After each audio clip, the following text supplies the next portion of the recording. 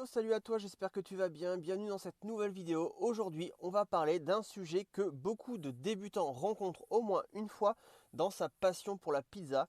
C'est de se comparer aux grands pizzaiolos. Alors je sais pas toi, mais moi lorsque j'ai commencé la pizza, il m'arrivait régulièrement de me comparer à des grands pizzaiolos. Alors je me comparais pas en tant que personne, mais surtout je comparais mon produit, donc la pizza que je réalisais, et j'essayais toujours de faire mieux que les personnes qui faisaient des pizzas que je voyais sur les réseaux sociaux ou sur les groupes Facebook ou sur des chaînes YouTube. J'essayais toujours de faire mieux ou de essayer en tout cas de me rapprocher de la qualité du produit que cette personne faisait tout simplement.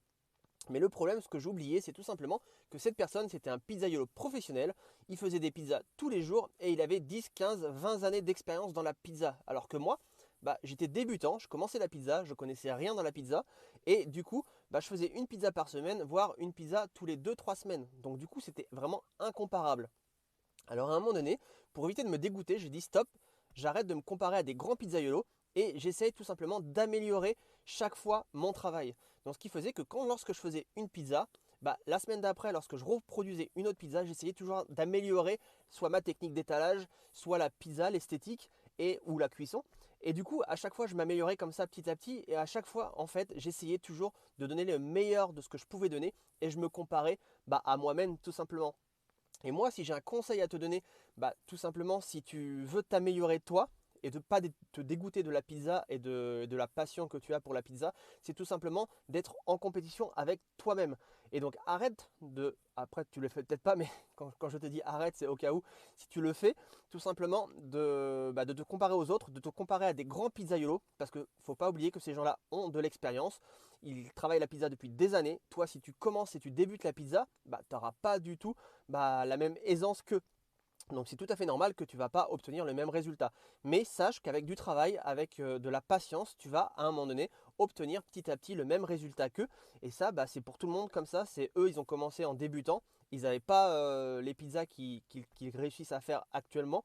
Ils ne le faisaient pas quand ils débutaient. Et donc ça, c'est tout à fait normal. C'est pour tout le monde pareil. Donc moi, si j'ai un conseil à te donner, ne te compare à personne. Compare-toi avec toi-même. Sois en compétition avec toi-même. Et essaye d'améliorer à chaque fois ta pizza. À chaque fois que tu fais une pizza, essaye toujours d'améliorer quelque chose dans ta pizza. Soit l'esthétique, soit la garniture, soit la cuisson, soit l'étalage. Mais essaye toujours d'améliorer quelque chose et tu verras qu'à la fin, tu vas obtenir la pizza de tes rêves, tout simplement. Donc voilà, c'est une petite astuce. Je sais pas, peut-être que tu te compares pas, donc cette vidéo va pas te concerner. Mais si tu as l'habitude de te comparer, en fait, la comparaison c'est quelque chose que l'humain a de naturel. Et du coup, faut essayer de stopper cette chose naturelle qu'on a en nous pour pouvoir avancer plus naturellement et plus rapidement sans se casser le moral tout simplement. Et voilà. Donc du coup, j'espère que cette petite astuce va te servir. Donc n'hésite pas à me dire en commentaire si tu te compares régulièrement à des grands pizzaiolos.